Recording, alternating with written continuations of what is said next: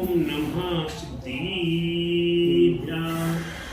मंगलम भगवान वीरो मंगलम गोपीमोगल मंगलम कुंद कुंजार्यो जेन धरिमोस्तु मंगलम शर्व मंगल मांगल्यम शर्व कल्याणिकारिकम प्रधानम सर्वधर्माणां जैनं जेतु साहसिनं जैनं जेतु साहसिनं जैनं जेतु साहसिनं।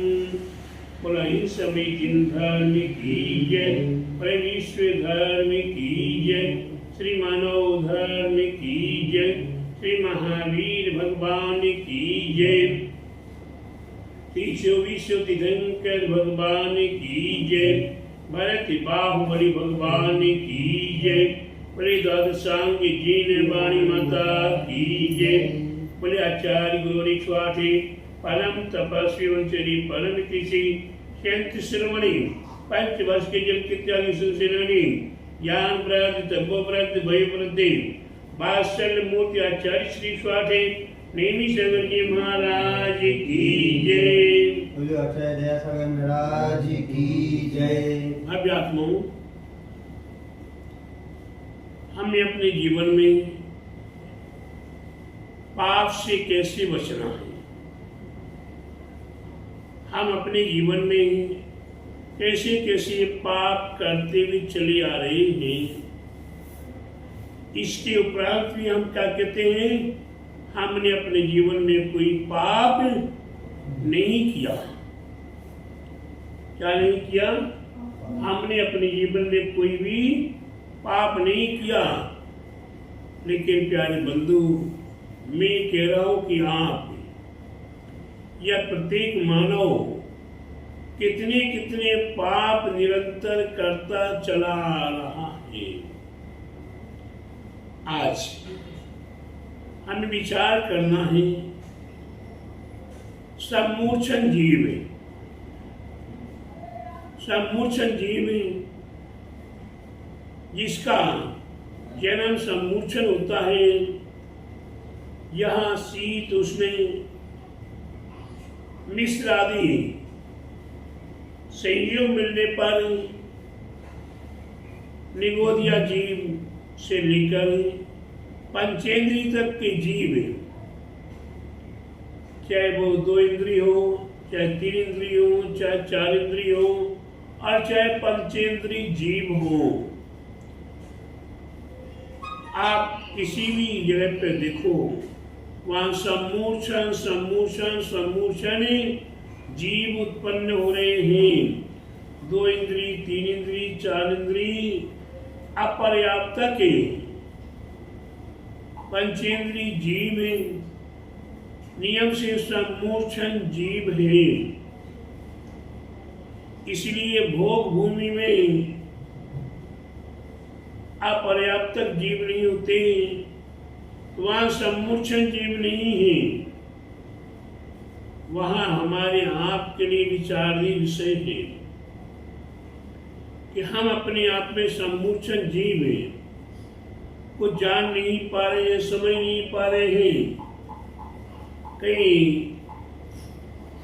दूध में गुड़ मिला, दही में गुड़ मिला के खाने से विष बन जाता है, दही में चीनी मिलाने से विष नहीं बनता, लेकिन दही में गुड़ मिला के खाने से वह दही विकृत हो जाता है और नाना प्रकार की अनेकों बीमारियों को उत्पन्न कराने में कारण बन जाता है। आपके लिए जो अच्छी लगती है, आपको पापड़ अच्छा लगता है, आपको अचार अच्छा लगता है, आपको बड़ी अच्छी लगती है, आपको सुखाई हुई सब्जियां जो रखी हुई है वे अच्छी लगती है, या जो कुछ समय पहले मिश्रण कर दिया गया हो और उसके उपरांत उसे खाया जाए तो उसमें जीव उत्पन्न हो जाते, सम्मूर्छन जीव। आप जलेबी खाते हैं, आप मिठाइयां खाते हैं, आप होटल आदि की वस्तुएं खाते हैं, इनकी कौन सी मर्यादा है, कौन सी सीमा है और कौन सा उसमें क्या क्या पदार्थ मिलाया गया है और कौन कौन से पदार्थ को कब बनाया गया है, कब बनाना शुरू किया, कैसे कैसे बना है। तो 99% ये कहा जाता है। बनती हुई मिठाई को अगर आप देख लो, होटल की बनती हुई मिठाई को देख लो, तो आप मिठाई खा नहीं पाएंगे। क्यों कि बनाते समय कितने कितने मिश्रण और कितने किस प्रकार से वहाँ गंदगी आदि में वो मिठाई बनाई गई है। उस गंदगी को देखकर आप भोजन नहीं कर सकते होटल का।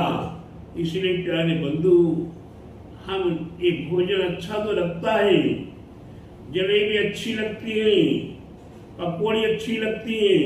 अब जलेबी में कितने जीव उत्पन्न हो गए। जलेबी में खामीर उठाया गया, आज आटा उसमें पानी मिला के गूंथ दिया गया और उस आटे को कल तक रखा रहे और उसमें जब वो अपने आप ही फट कर हो रहा है और उसके माध्यम से उसकी जलेबी बनाई गई, तो कितने जीवों का घात उसके समय में हुआ है इसका पता नहीं है। लेकिन जलेबी कैसी लग रही है? अच्छी लग रही है। दही है, 1 दिन का रखा, 2 दिन का रखा, 4 दिन का रखा, वह दही भी जितना पुराना हो जाए उतनी उसमें अधिक से अधिक जीवों की उत्पत्ति होती चली जाएगी। पापड़ है, अचार है, बड़ी है।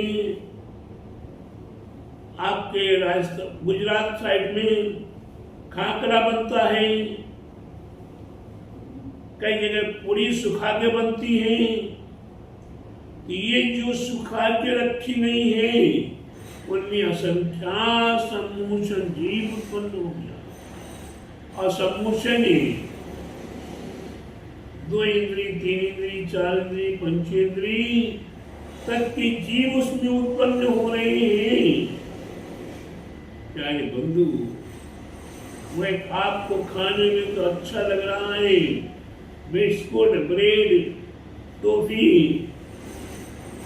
आइसक्रीम, इनमें सम्मोचन जीव उत्पन्न। उसी कार से फ्रिज पे रखा हुआ पानी, बर्फ बनाया हुआ हो, उसमें सम्मोचन जीव उत्पन्न हुए। कहने का तात्पर्य ये जिब्बा नहीं मानती, ये नासिका नहीं मानती, ये आंखें नहीं मानती, ये कान नहीं मानते, ये रसना इंद्री नहीं मानती।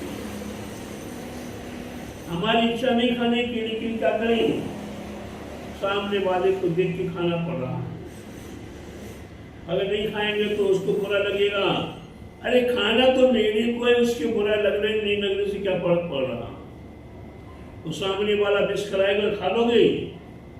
नहीं खाओगे। तो जब ये आपके लिए शरीर विष है, ये पाप है, वो विष देगा तो कम से कम एक ही पर्याय खराब होगी, एक ही दिन में मृत्यु हो जाएगी। लेकिन ये तो असंख्यात गुनाह पाप निरंतर बढ़ रहा है और ये पाप कितने भावांतर कष्ट देगा, कितने भावांतर कष्ट देगा। इसलिए प्रत्येक भक्तों को इस सम्मोचन जीवों को जानने की आवश्यकता है और फिर उसके उपरांत अपने जीवन को सार्थक करने के लिए नियम बनाए। हमें इन वस्तुओं से अपने आप को बचाना है। तो इस चीज का त्याग, इस चीज का त्याग आपने सोचा समझा, ग्रंथों से जाना, अनुभवियों से जाना और उसके बाद उसका त्याग।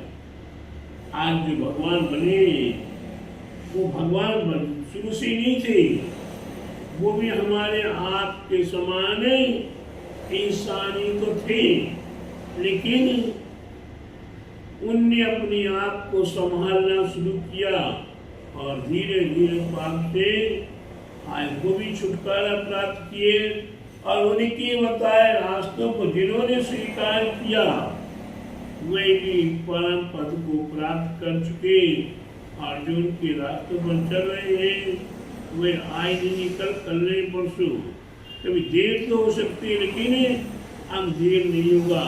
इसलिए प्रत्येक भक्त आत्माओं को अपने जीवन को सार्थक करने के लिए कि सम्मूर्छन जीवों से बचने के लिए आपको जिन पदार्थों में जीव उत्पन्न होने की क्षमता हो जाती है उन्हें पदार्थों का त्याग कर देना चाहिए। जिसे आप लोग सुबह सब्जी बनाई अचानक ज्यादा बन गई या कोई खाना नहीं खाया बची रही, क्या करो फ्रिज में रख दो। गरम गरम दाल थी, गरम गरम सब्जी थी, कहाँ रख दिया आपने? फ्रिज में। अब वो गरम तापमान था, उस गरम तापमान को हमने ठंडी में रखा। अब ठंडी और गरम का जो तालमेल हुआ उसमें सम्मूर्छन जीवों की उत्पत्ति हो गई और फिर वही ठंडा हुआ।